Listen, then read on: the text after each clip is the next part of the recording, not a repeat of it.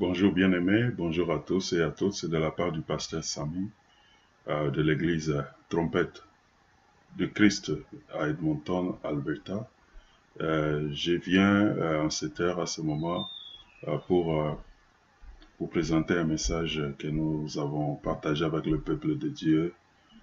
Ce message parle de Jésus-Christ en tant que sacrifice parfait. Dans ce message, nous voulons bien dire aux gens, est-ce que le sacrifice que Jésus a accompli à la croix il y a 2000 ans, est-ce que ce sacrifice est-il suffisant? Est-il complet? Est-il total? Est-ce qu'il est parfait? Est-ce que lorsqu'on fait face à d'autres problèmes, à certains problèmes, est-ce que le sacrifice de Jésus à la croix suffit? Ou bien est-ce que lorsqu'on a des problèmes aujourd'hui, certaines difficultés dans nos vies, difficultés matérielles, financières, difficultés familiales, difficultés matrimoniales et tout autre genre de difficultés qu'on peut rencontrer sur le plan même professionnel, social et communautaire. Est-ce qu'on a besoin de faire d'autres sacrifices pour recevoir la délivrance? Est-ce que le sacrifice de Jésus à la croix est-il suffisant, oui ou non? Est-ce que son sacrifice est-il total, parfait, complet ou non? Est-ce dans son sacrifice, il y a quelque chose qui était resté que toi et moi, nous devons compléter en faisant d'autres sacrifices? Donc, c'est un message qu'on a partagé avec le peuple de Dieu il y a de cela 2 mois. Alors, nous avons décidé de le mettre aussi à la portée du peuple de Dieu. Il est en français et nous avons d'autres messages sur le même sujet qui ont été partagés et qui sont en anglais. Par la grâce de Dieu, nous allons faire de notre mieux de le publier pour que celui qui écoutera et qui croira, qu'il soit sauvé. Donc, dans cela, nous voulons dire au peuple de Dieu de bien comprendre pourquoi le sacrifice de Jésus est parfait et qu'en dehors de son sacrifice, il n'y a pas d'autre sacrifice à faire. S'il vous plaît, suivez le message. Si vous avez des questions, si vous avez des doutes, veuillez nous faire un coup de fil, nous envoyer un message par email ou bien par text message. Notre email, notre numéro de téléphone se trouve en bas de l'écran. Que le Seigneur vous bénisse. Amen. Le plus grand combat spirituel sur la terre, c'est de déformer la compréhension de Jésus-Christ comme un sacrifice parfait. Amen. Le combat spirituel, il est allé à un niveau élevé. C'est au niveau d'affecter et influencer la connaissance. Amen. L'apôtre Paul dit ici, la chose qui peut t'aider à te transformer, c'est ta connaissance de la volonté de Dieu. Maintenant, le diable va monter plus haut. Maintenant, il est en train de perturber la connaissance. Parce que si la connaissance est perturbée, la personne est perturbée. Amen. Le diable ne peut pas attaquer Jésus. Il ne peut même pas annuler ce qu'il a fait à la croix. Mais il peut t'influencer toi à avoir une connaissance déformée. Amen. Une compréhension déformée. Et s'il réussit à te donner... Donc nous allons ouvrir nos Bibles dans Colossiens chapitre 1, à partir du verset 9.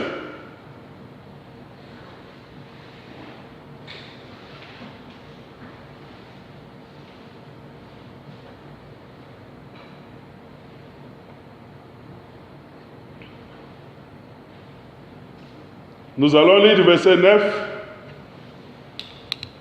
jusqu'au verset 18.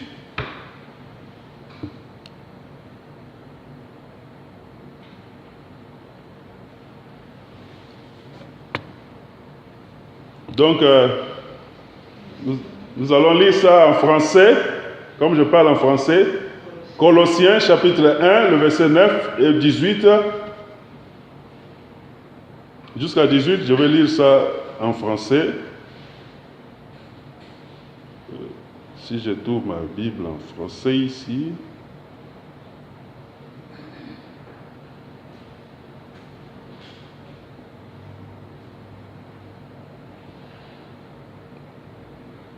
Donc, je vais lire ceci à partir du verset 9.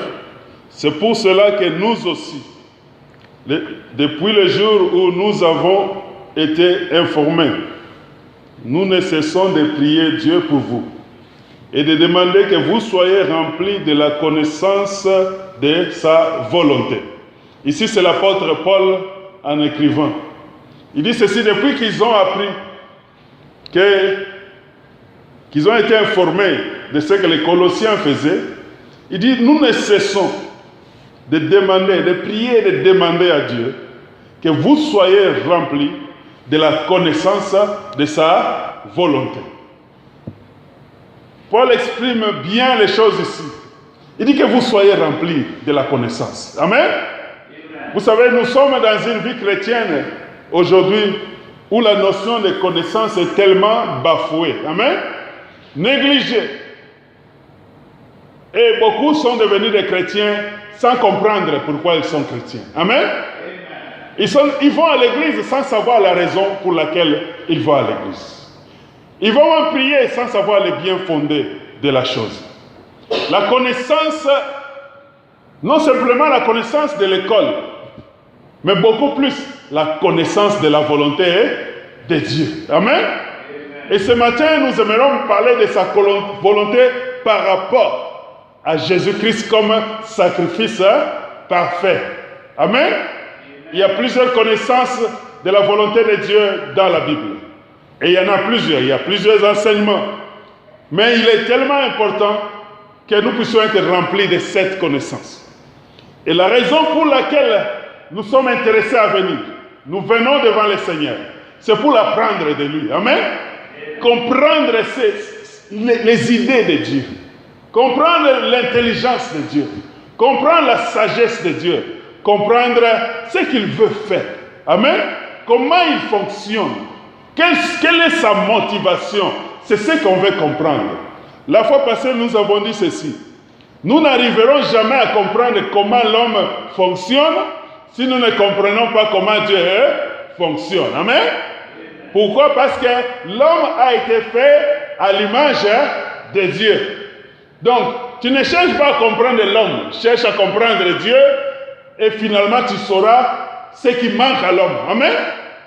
Parce que ce que l'homme devrait refléter ne devrait être que ce qui vient de Dieu. Amen. Si nous venons la notion d'image, vous allez devant un miroir. Amen. Qui a déjà utilisé un miroir ici? Tout le monde, le matin en venant, qui n'est pas allé devant un miroir? Qu'est-ce qu'il y a? Tu n'es pas allé devant un miroir? Maman Doris, tu n'es pas allé devant un miroir? Papa Didier. Tout le monde, Maman Jolie, n'en parlons pas. Elle était là déjà. Moi, je suis témoin. Mais quand tu es devant un miroir, qu'est-ce que tu vois dans le miroir? Amen? Si tu as mis le foulard, tu vas dans le miroir, tu vas te voir cheveux, comment on dit, kovo, comme on dit en lingala. Tu vas te voir, moi je n'ai pas de calvitie. Si je vais dans le miroir, je vais voir une calvitie ici. Si tu vas dans le miroir, tu as deux yeux. Qu'est-ce que tu vas voir dans le miroir? Deux yeux, n'est-ce pas? Si tu prends une photo de quelqu'un qui est une image, la personne a deux jambes, deux mains, une tête. Quand l'image va sortir, la personne aura combien de jambes? 3. Il aura exactement la même forme qui était dans l'original. Amen? Donc, si tu connais l'original, c'est comme si tu connais Rachel. Quand tu verras la photo, tu diras ça c'est Rachel. Amen? Mais si tu n'as jamais connu Rachel, tu verras la photo, tu vas dire ça c'est qui ça? Amen? Tu ne connais pas la personne. Mais tu ne peux pas détecter dans l'image là que je vois c'est qui. Amen? Quand tu vas voir, tu dis, tu regardes l'image, c'est Gabriel. Qui est-ce qui te permet de le dire? Parce que tu l'as connu. Amen? Avant. Donc quand tu es devant une image, tu ne vois que ce qui était dans l'original. Maintenant, si ça manque, c'est que l'image a un problème. Amen? On va dire l'image a été falsifiée, comme à l'ordinateur. Amen? Parce qu'on peut falsifier les images aujourd'hui. Tu prends la photo de quelqu'un, tu mets à l'image, tu mets à l'ordinateur, tu peux enlever la jambe. Amen? Tu peux enlever la main, Tu regardes, tu dis, ça ce n'est pas la personne. Je connais la personne, elle n'est pas comme ça. Amen. Donc, ce qui est important pour nous de bien comprendre, pour bien comprendre ce que l'homme doit être et comment il doit fonctionner, il nous faut absolument comprendre Dieu. Amen. Et c'est ça la raison pour laquelle nous venons à l'église. Il dit ceci, soyez remplis de la connaissance de sa volonté en toute sagesse, verset 9, et intelligence spirituelle. Ça, c'est ce que l'apôtre Paul dit. En toute sagesse et intelligence spirituelle. Maintenant, il continue. Et cela conduit à quoi lorsque tu es rempli de toute sagesse et d'intelligence? Très souvent, les chrétiens nous disons, ah, vous savez, les choses de Dieu, on ne peut pas comprendre. C'est trop compliqué. C'est trop flou. Ici, l'apôtre Paul dit, non, non.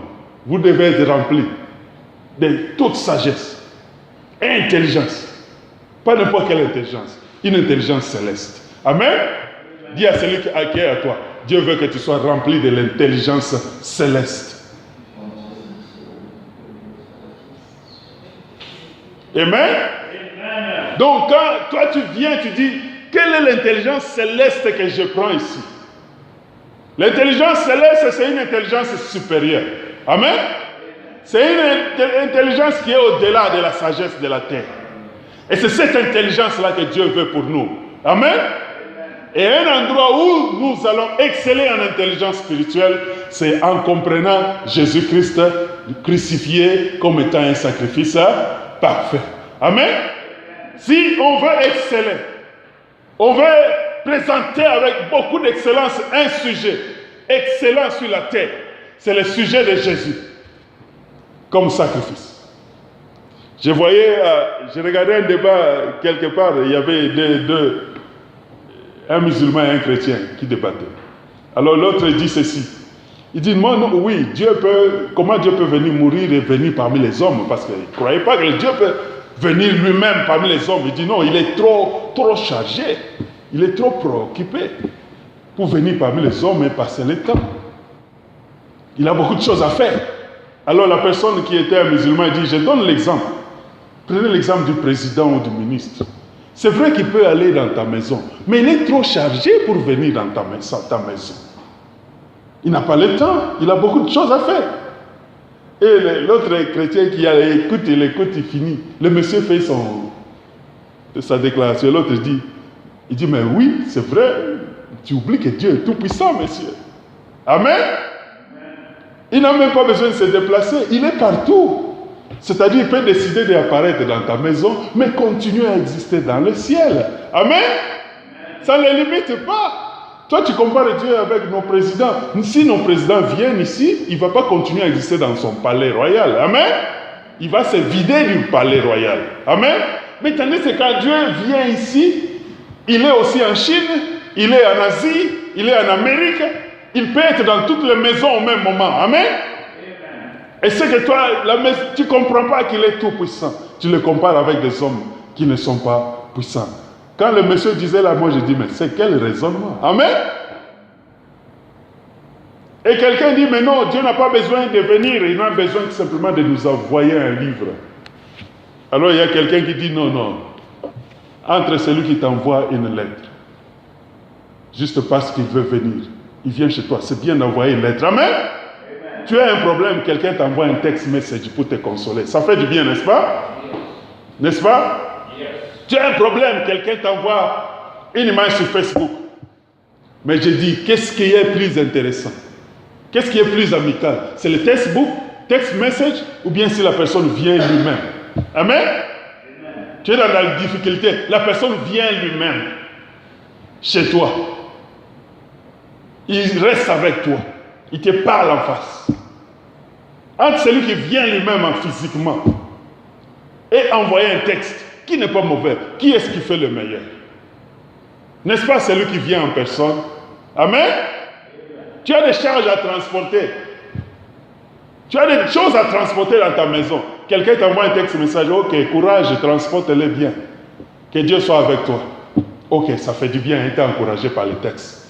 Mais celui qui vient aussi, qui met la main et qui t'aide à transporter des charges, qui est-ce qui fait le mieux? N'est-ce pas celui qui vient directement et qui met sa main? Amen. La Bible dit, soyez remplis de l'intelligence, de sa connaissance. Notre Dieu, le sacrifice parfait de Jésus, a fait que Dieu, au lieu simplement de rester assis dans son trône, être adoré, est venu physiquement. Amen. Mais la sagesse de Dieu nous dit qu'en venant physiquement, il a toujours continué d'être dans le trône. Amen. Le trône n'était pas resté vide. Dieu il est omniprésent et omnipotent. Amen. À Jérusalem, en Israël, ce jour-là, il a dit, ici en Israël, je vais être physiquement présent. Mais au Congo, je vais continuer à être spirituellement présent. Amen. Au ciel, je continue à être assis dans le trône. Mais ici, j'ai choisi d'apparaître. Mais cela ne fait pas de lui qu'il a été vidé. Il est partout au même moment. Amen. Que Dieu soit béni, que Dieu soit loué. Il y a quelqu'un qui va poser la question. Mais comment Dieu peut mourir pour marcher et continuer à gérer la terre? Digne. Dieu peut mourir. Vous savez, lorsque nous ne marchons pas d'une manière, il est mort, mais il est vivant. Amen. Lorsque nous ne marchons pas d'une manière à exister correcte, parce qu'il est cela est dû. La partie qui était en Israël physique est morte, mais la partie spirituelle qui nous avons du mal continue à vivre sa personne. Nous continuons à lire ici, le verset continue. Il dit ceci, vous marchez d'une manière par sa puissance digne du Seigneur glorieuse, et lui être en sorte que vous soyez toujours agréable, portant des fruits en toutes sortes, persévérant, bonnes œuvres et croissant par la connaissance. J'aime l'apôtre Paul comment il explique. Là, je suis arrivé au verset. Dans une lettre, là, il met toute une structure de la vie. De la connaissance. Amen. Il commence par la connaissance. Que fait la connaissance? Il dit que cela va affecter vos... Que fait les actions? Maintenant, il dit qu'est-ce que cela produit dans l'homme? La connaissance fortifie. La connaissance et l'intelligence, ça donne la forme à la personne. Ça donne l'endurance. Ce que vous connaissez, ça donne la personne. Va influencer celui qui connaît vos habitudes. Amen. Celui qui a une bonne connaissance. Ce que vous connaissez dans des temps difficiles, cela va affecter la façon dont vous faites les choses. Pendant les gens sont en panique, celui qui a la connaissance de Dieu, comprendre que Jésus est un sacrifice parfait. Amen. Celui qui a la connaissance de Dieu, il semble être au-dessus de tout problème. C'est ce que l'apôtre Paul dit ici, que vous ayez la connaissance. La connaissance de Dieu, la connaissance de la personne de Jésus. Et là maintenant je parle de Jésus-Christ comme sacrifice parfait. Amen. Lorsque nous le comprenons comme notre sacrifice parfait, au moment des problèmes, nous allons nous rappeler, nous allons dire, Seigneur, lorsque tu étais à la croix, tu aurais pu nous condamner. Amen. Lorsque les gens t'ont tué à la croix, Seigneur Dieu, tu pouvais faire tomber des malédictions sur toute la terre. Mais au lieu de faire tomber la malédiction, tu as dit, pardonne-leur. Amen. Et ce pardon pénètre jusqu'au cœur. Ce pardon va aller très loin. Amen. Ce pardon, il est profond. Amen. Parce que sa mort était aussi une source de malédiction pour tous. Amen. Vous savez, quand Pilate va écrire, et j'aime cette partie, il va écrire en hébreu, il va écrire en latin, il va écrire en grec. Tu te poses la question, mais il était en Israël, pourquoi il n'a pas seulement écrit en hébreu? Amen. Parce qu'il sait que là il y avait des Hébreux, que là il y avait des Romains, que là aussi il y avait des Grecs. Amen. Il y avait plusieurs personnes. C'est pourquoi il a écrit dans plusieurs langues, pour se rassurer que toute la terre comprend. C'est-à-dire que les personnes qui étaient présentes là étaient de multiples races. Amen. De plusieurs sources. Et ces personnes-là, c'est pour ces personnes-là que Jésus dit, pardonne-leur. Amen. Des fois, nous pensons qu'il n'a parlé que pour les Juifs. Non. Il a parlé pour tout l'ensemble des personnes représentées par les trois catégories. Que Dieu soit béni ici. À un moment donné, nous avons parlé des 4 empires, royaumes qui devraient venir. On a parlé de Babylone. On se rappelle, non? On a parlé de Babylone. Ensuite, on a parlé de Perse. On a parlé des Grecs et des Romains. Les 4. Selon les prophéties de Dieu, avant que la fin du monde n'arrive. Les empires du monde passent par les 4. Amen. Le premier, c'est Babylone. La deuxième, c'était les Perses, c'est-à-dire l'Iran. Le troisième, c'est les Grecs. Et le quatrième, c'est les Romains. Les Romains, c'est le dernier. Amen. Et lorsqu'on regarde l'histoire de la terre, beaucoup d'entre nous ne se rendent pas compte que nous sommes toujours dans la continuité de l'Empire romain. Amen. Nous vivons selon le système de l'Empire romain aujourd'hui. L'alphabet, je l'ai dit, nos études, nous le disons, notre écriture le dit. Dans tout le monde entier, lorsque tu voyages, tu trouveras partout écrit avec l'alphabet grec. Amen. Cet alphabet a été mis tel qu'il est par l'Empire romain, c'est-à-dire par le latin. Toutes nos langues aujourd'hui, elles sont d'origine, pratiquement les langues européennes, elles sont d'origine latine. Et ce sont les langues d'origine latine qui dominent sur la terre. Amen. Donc ici, nous rappelons à Dieu, nous disons, Seigneur Dieu Père, à la croix de Jésus, tu aurais pu avoir raison de nous maudire tous. Mais voici, mais maintenant je suis dans la difficulté. Tu ne peux pas permettre que je vive maintenant et que je continue à vivre dans la malédiction. Amen. Que je continue à vivre dans les condamnations. Ça n'existe plus. Ce qui existe en ce moment. C'est vrai, les gens vont dire qu'il y a... Mais il y a des problèmes. Nous traversons des problèmes. S'il n'y a plus de malédiction, pourquoi les gens ont des difficultés? La plus grande chose que nous avons aujourd'hui, la plus grande bataille que nous avons aujourd'hui, c'est celle que Paul est en train de dire ici. C'est le combat spirituel. Mais le combat spirituel aujourd'hui, ce n'est pas le fait que tu es possédé. Le combat spirituel aujourd'hui, c'est de perturber la connaissance. Amen.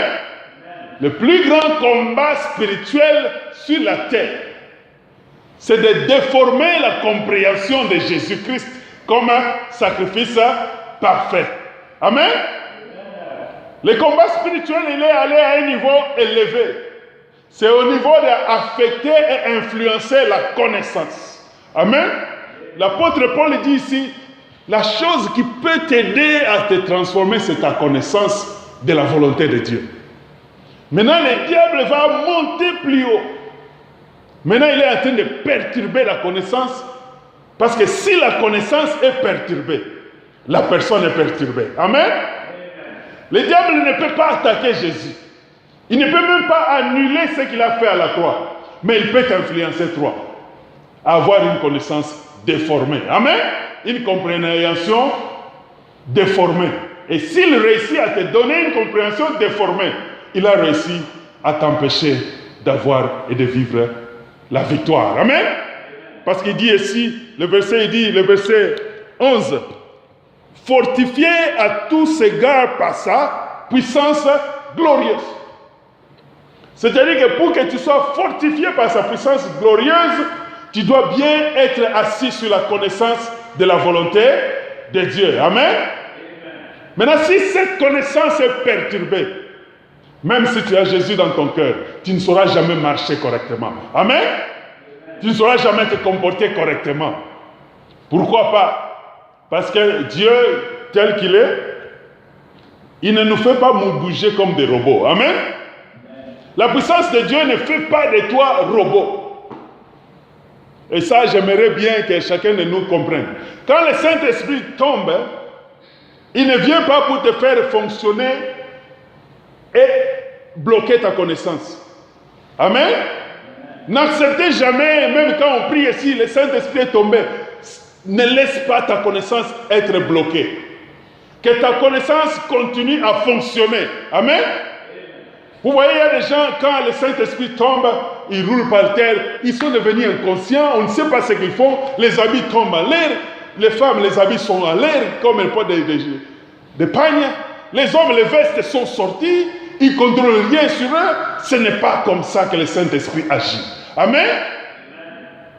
C'est vrai que nous avons des émotions, nous sommes des êtres émotionnels, mais lorsque ces émotions viennent sur toi, dis-toi que je suis enfant de Dieu. Amen. Je suis fils de Dieu, fille de Dieu, membre de la royauté. Amen. La Bible dit, vous êtes une terre sainte. Amen. Un peuple acquis. Amen. Vous êtes de la royauté de Dieu. C'est-à-dire que tu ne peux pas, celui qui est de la royauté de Dieu ne peut pas se laisser comporter bizarrement comme il faut. Amen. Il se comporte avec classe et avec dignité. Celui qui contrôle la puissance ne peut pas se laisser rouler par terre inutilement comme ça. Amen. Jésus n'a jamais roulé par terre, ni même les apôtres, ni même aucun prophète. On ne perd pas la connaissance. Et c'est pour cela que le diable fonctionne maintenant au niveau de perturber la connaissance. Et la plus grande connaissance qu'il perturbe, c'est la connaissance de comprendre que, en dehors du sacrifice de Jésus, il n'y a plus d'autre sacrifice à donner. Amen. En dehors du sacrifice fait à la croix, il n'y a plus rien que tu donnes comme sacrifice pour être purifié de péché, pour que ta condamnation puisse être enlevée, ni que pour que ta malédiction puisse s'en aller. Il n'y en a plus. Amen. Ce qu'on donne ici, dans le panier, ce n'est pas un sacrifice pour nos péchés. Amen.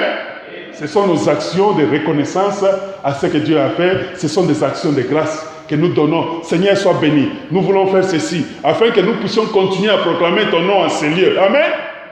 Je vais soutenir un ministère. Pourquoi? Parce que c'est pour que ce ministère continue à parler de Jésus comme sacrifice parfait. Amen. Nous voulons que les lumières soient là, que les appareils soient là. Nous contribuons, Seigneur, afin que ce lieu continue à être un endroit bien fait pour proclamer cette connaissance de Jésus-Christ. Amen. Nous faisons cela en réaction, comme je disais la fois passée, en réaction et en réponse à l'amour que Dieu a démontré. Amen. Lorsque tu vois l'amour de Dieu, tu subis l'amour de Dieu, ta réponse à cet amour, ce sont les bonnes actions que nous faisons. Amen. Donc, il n'y a rien à faire, rien à ajouter, rien à retrancher dans le sacrifice de Jésus qui a été accompli à la croix. Mais il y a une chose que nous devons toujours et continuerons toujours à faire. Nous allons retourner au chapitre 1 de Colossiens, mais allons dans Romains 12. Une chose, il y a un sacrifice indispensable que nous continuerons à faire toujours. Romains 12, le verset 1.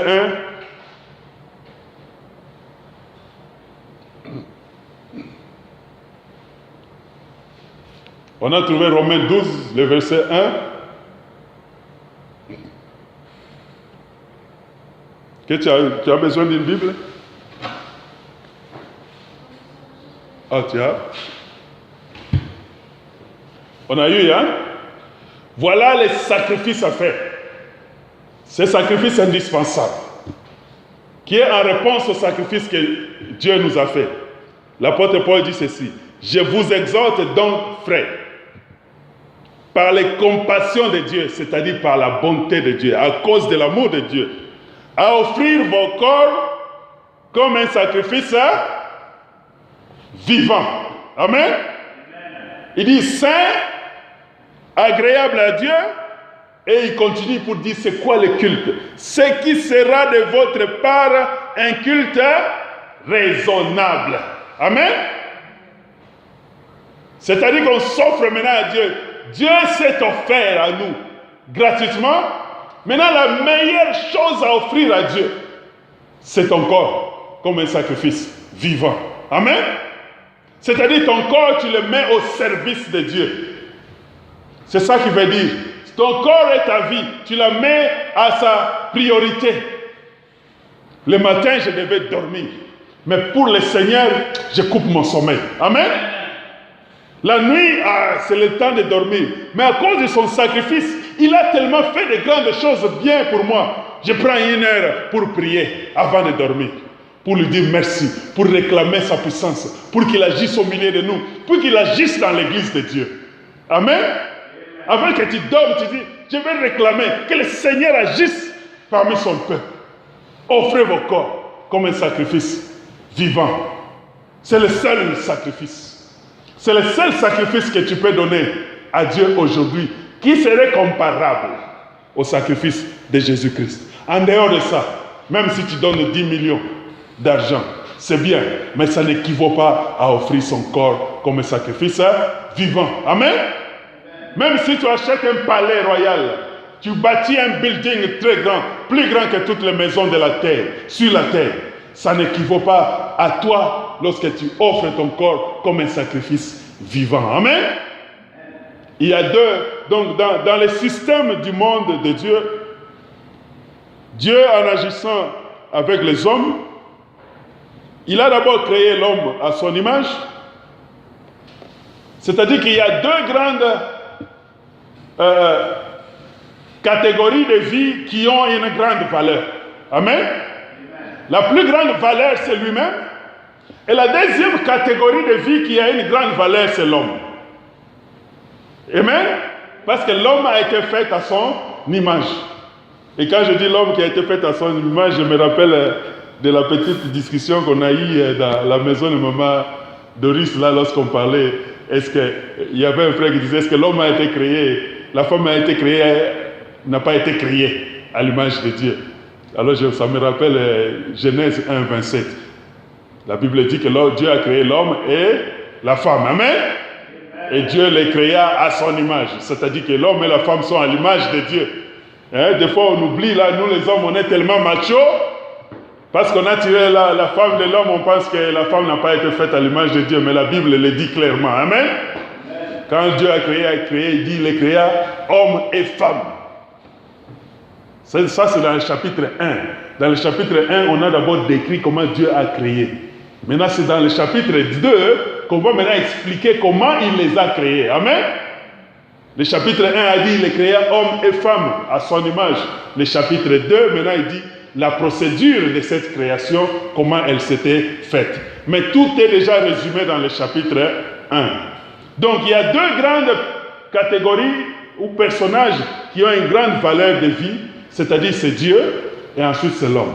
C'est pourquoi le plus grand sacrifice, qui est tellement grand, c'était le sacrifice de Dieu sous la forme d'un homme que nous avons appelé Jésus-Christ. Amen. Ce sacrifice, il est supérieur à tout sacrifice. Parce que celui qui a été offert est supérieur à toute chose. C'est ce qui fait de là. Maintenant, l'autre sacrifice qui est aussi de grande importance, c'est toi. Amen. Parce que toi, tu as la seconde après Dieu. C'est-à-dire que lorsque toi, tu offres ta vie, ton corps, ça c'est un sacrifice très grand, incomparable à tout sacrifice physique, matériel que nous pouvons faire. Amen. Donc, il y a un sacrifice à faire, c'est de t'offrir à Dieu. Maintenant, comment tu t'offres à Dieu? Quelle est la raison qui te pousse à t'offrir à Dieu? C'est pour qu'il enlève les malédictions? Amen. Ou c'est pour qu'il enlève la condamnation ou pas? Non. Notre sacrifice n'est pas fait pour ça. Amen. Notre sacrifice est en réponse. Est en réponse au sacrifice parfait. Amen. Dis à quelqu'un, ton sacrifice est en réponse au sacrifice parfait.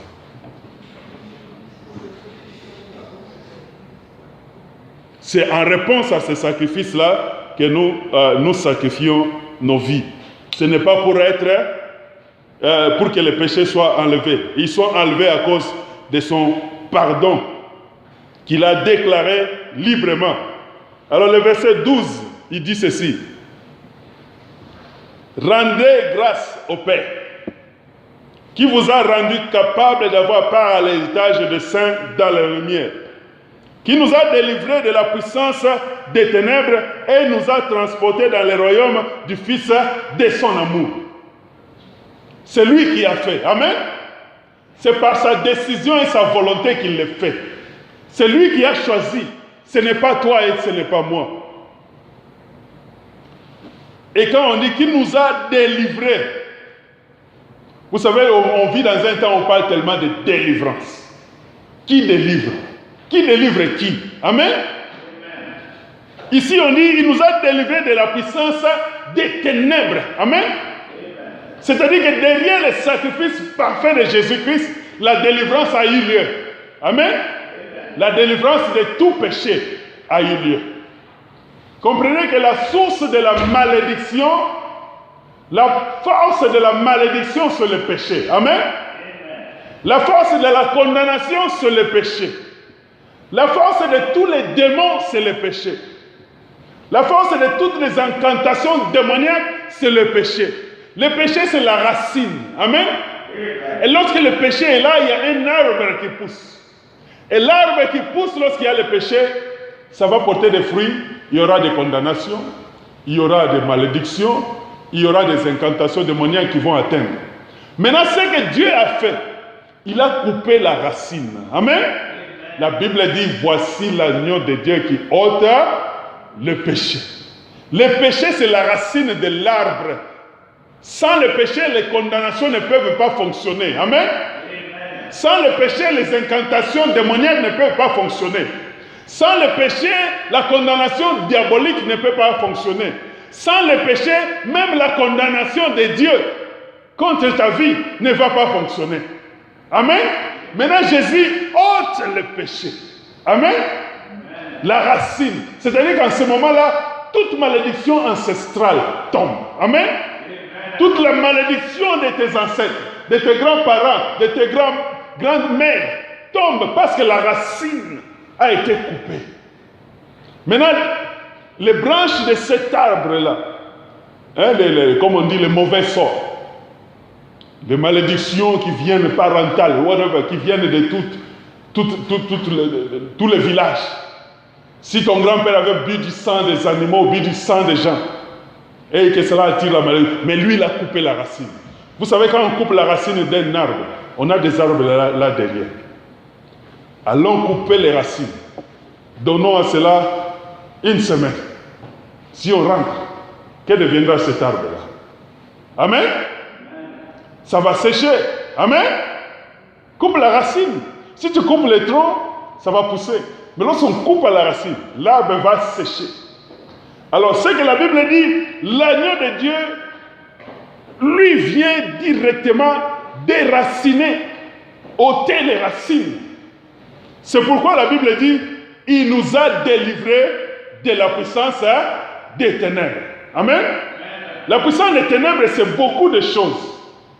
La puissance des ténèbres, c'est toute la sorcellerie diabolique. Amen. La puissance des ténèbres, c'est toutes les condamnations sataniques. La puissance des ténèbres, c'est tous les mauvais sorts qui viendraient à cause d'un tel ou d'un tel. La puissance des ténèbres, c'est tout ce que le monde des ténèbres peut avoir comme influence sur ta vie. Et cela a été ôté. C'est-à-dire que la délivrance a eu lieu. Maintenant, toi et moi, lorsque nous parlons de Jésus comme sacrifice parfait, lorsque nous comprenons que nous avons été délivrés, ça doit influencer notre façon d'être. Amen. Ça doit influencer notre attitude. Ça doit influencer notre comportement. Ça doit nous changer la façon dont nous réagissons devant les difficultés et les problèmes. Amen. Les problèmes peuvent être grands. Mais toi, tu te rappelles, tu dis, oh non. Mais à la croix, il nous a délivrés de toute puissance des ténèbres. À la croix, il aurait pu laisser cette puissance nous envahir. Amen. Vous savez, quand Dieu maudit, la puissance des ténèbres vient. Elle vient envahir ta vie. Toutes sortes de ténèbres vont venir. Mais en disant pardon, il a mis fin à tout. Il n'a pas demandé pardon au diable. Il a demandé pardon à Dieu. Amen. Parce que là aussi, Dieu a été blessé. Alors il va demander pardon à l'homme, à la personne plutôt, qui est supérieure. Amen. Il demande pardon au supérieur de tout supérieur. Pour que lorsque lui, il va accorder le pardon, tout va tomber. Amen. Jésus-Christ, sacrifice parfait. Amen. La Bible dit, soyez remplis de cette connaissance. Que ça devienne notre motivation. Ce sacrifice parfait, il nous a délivrés. Quelle délivrance tu cherches encore? La plus grande délivrance a eu lieu. Aujourd'hui, on parle tellement de ministères de délivrance. Tellement de ministères. On délivre les mêmes personnes chaque jour. Amen. Hier, on a délivré. Aujourd'hui, on délivre. Après-demain, la délivrance a déjà eu lieu à la croix. Il y a des personnes sûrement qui ont besoin de délivrance, dont je parle. S'ils sont vraiment possédés démoniaquement. Amen. Vous savez, celui qui est possédé démoniaque, tout ce que je dis ici ne comprend rien. Hein? Ici, quand un possédé là, nous parlons ici, il ne comprend pas. Mais si toi tu comprends tout ce qu'on dit, c'est que tu n'as pas besoin vraiment de cette délivrance-là. Ce n'est pas cette délivrance dont on parle. Tu n'es pas possédé. Si tu comprends tout ce qu'on dit ici, tu peux lire, tu peux ouvrir la Bible et chercher les versets. Tu n'es pas un possédé démoniaque. Amen. Ce qu'il te faut, c'est la connaissance. Amen. Ce qu'il te faut, c'est de comprendre ce qui a eu lieu à la croix. Parce que quand tu auras cette connaissance, ça va changer ton attitude. Amen. Et c'est ce changement d'attitude qui, pour certains, va paraître comme une délivrance. Mais en réalité, c'est une connaissance qui t'a rempli et tu as été délivré, c'est vrai, de l'ignorance. Amen. La connaissance t'aide, mais ce n'est pas la même chose avec la délivrance où on dit « je chasse les démons au nom de Jésus ». Parce que si tu as l'ignorance chez toi, dans ta tête, même si on prie pour la délivrance 10 millions de fois, ça ne va jamais partir. Amen. C'est pour cela que les mêmes personnes reviennent. Amen. Les mêmes personnes reviennent pour la délivrance parce qu'en réalité, leur problème, ce n'est pas une possession démoniaque, c'est un manque de connaissance. Amen. C'est l'ignorance qui est leur problème. Alors, pour aider cette personne à sortir de cette chose qui ressemble à être démoniaque, c'est de l'aider à être rempli de la compréhension et de l'intelligence spirituelle. Amen. De la connaissance de Dieu. C'est pourquoi la Bible dit ici, oh, qui nous a délivrés. Quelle grâce, quel bonheur, quel bienfait qu'il nous a fait. Et la Bible dit, nous a transportés. La Bible dit de la connaissance spirituelle, ça c'est Paul. Il nous a transportés dans le royaume de son amour. Il dit le royaume de son amour. Dit à quelqu'un, Dieu nous a délivrés à la croix. Vous savez, il n'y a pas une grande délivrance que celle-là. Sa délivrance nous a délivrés de la colère de Dieu. Amen. La colère de Dieu descendait. Lorsqu'il dit pardonne-leur, il nous délivre de la colère. Lorsqu'il dit la connaissance de Dieu et la colère de Dieu descendait. Vous savez, quand la colère de Dieu descend, même les démons profitent. Amen. Ils mettent aussi leur colère dedans. Parce qu'à ce moment, quand la colère de Dieu descend, ça dit qu'il n'y a plus de protection. Amen. Il laisse la place ouverte à n'importe quoi. Et quand Dieu laisse la place ouverte, c'est-à-dire que sa puissance va frapper, même le diable va frapper. C'est là où se trouvent les problèmes. Mais quand il a dit, je pardonne, là maintenant il met fin à tout. Personne ne peut venir attaquer. Personne n'a le droit d'attaquer. Donc pour le moment, le diable n'est pas en train réellement d'attaquer directement. Le diable est en train d'attaquer notre connaissance. Amen. Notre compréhension. C'est pourquoi ici ce matin, j'aimerais rappeler à chacun de nous de bien comprendre. C'est Jésus-Christ qui est sacrifice parfait. Le verset 15, il dit ceci. Il est l'image du Dieu invisible. Jésus, l'image du Dieu invisible. J'ai parlé de l'image tantôt. Ce que tu vois dans un miroir. Si tu as deux oreilles, tu regardes ton image. Amen. Eh papa Didier, tu regardes ton image dans le miroir le matin. Tu as deux oreilles. Est-ce que tu verras trois oreilles? Tu regardes ta photo là, tu prends un selfie. Et tu as des lunettes. Tu prends le selfie, tu vois que dans mon selfie, il n'y a pas de lunettes. Quelque chose ne va pas avec les selfies. Amen. Tu avais un nez. Hein, tu ferais le selfie avec le... Tu regardes dans le selfie, le nez n'est pas là. Tu vas vraiment dire, mais ces selfies, ces cellulaires ne fonctionnent pas, il y a un virus. Parce qu'ils doivent sortir le nez, n'est-ce pas? La Bible dit, il est l'image du Dieu invisible. C'est-à-dire que tout ce qui était en Dieu est présent en lui. Même le pardon qu'il a prononcé, c'était la volonté de Dieu. Et là maintenant, il dit, le premier-né de toute la création. Car en lui ont été créées toutes les choses qui sont dans les cieux, sur la terre, les visibles, les invisibles, les trônes, les dignités, les dominations et les autorités. C'est en lui que tout a été créé. Et lorsqu'il a dit pardonne, toute autorité doit être soumise. Amen. Même toi-même, tu dis à ton âme, sois soumis, parce que Jésus-Christ a déclaré un pardon. Quand ton cœur est en train de battre, que deviendra mon futur? On a des jeunes gens ici. Tu te poses, je vais aller à l'école, je vais aller à l'université. Ça va être difficile. Quel sera mon futur quand j'aurai 22 ans? Rachel, quand j'aurai 23 ans, qu'est-ce que ça va être? Kate, tu dis non. Il a fait soumettre toutes les dominations, toutes les autorités sont soumises. Et c'est ça maintenant qui te donne le courage. Tout autant a été créé en lui et pour lui.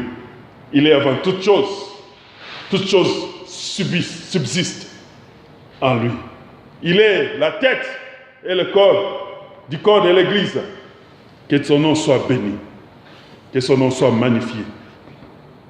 Donc ce matin, je voulais nous rappeler de cette connaissance qui est importante de Jésus-Christ, qui est le sacrifice parfait. Et qu'est-ce que cela doit avoir comme impact sur nos vies? Amen.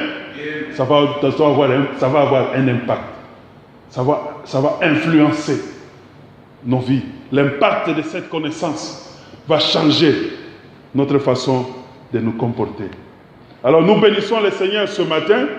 Vous savez, je parlais beaucoup de ça, je dis, nous venons des cultures africaines beaucoup, où la notion de pardon et de sacrifice est très mal comprise.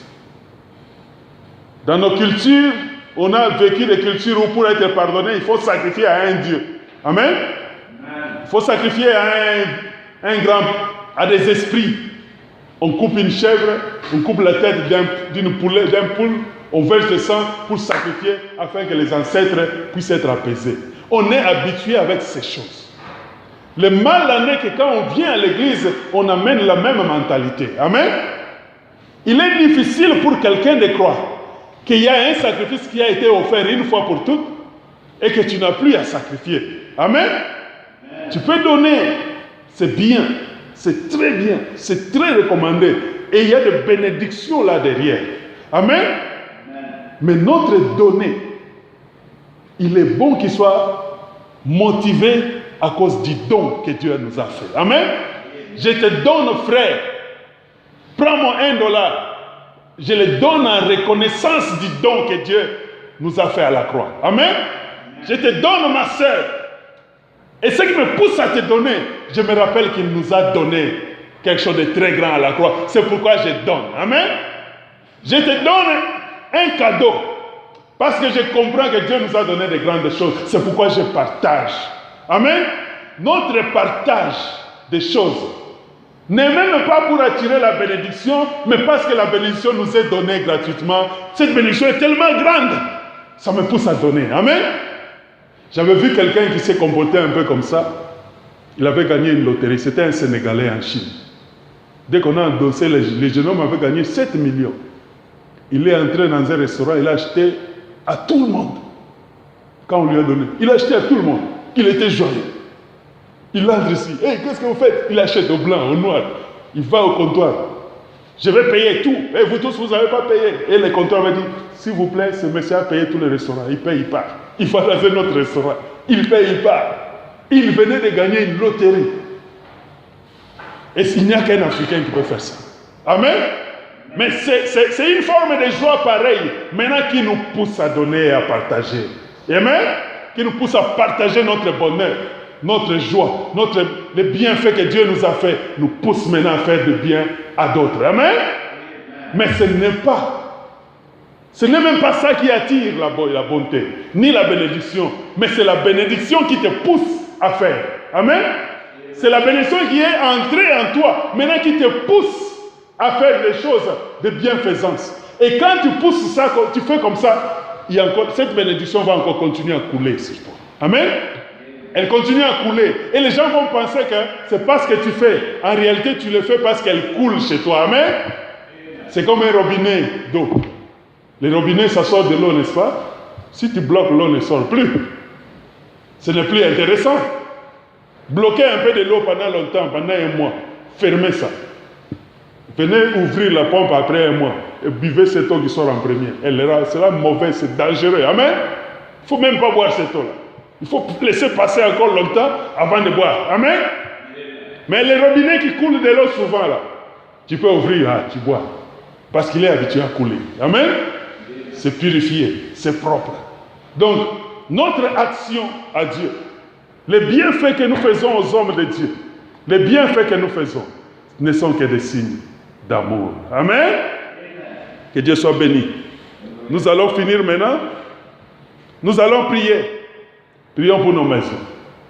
Nous allons prier que dans nos maisons soient des lieux, des endroits où coule la bonté de Dieu, où coule les bienfaits de Dieu, où coule la grande bonté du Seigneur. Que Dieu soit loué, qu'il soit magnifié. Dieu voulant, nous allons continuer à exploiter le plus que nous pourrons et de parler de ce grand don, de ce grand sacrifice qu'il nous a fait.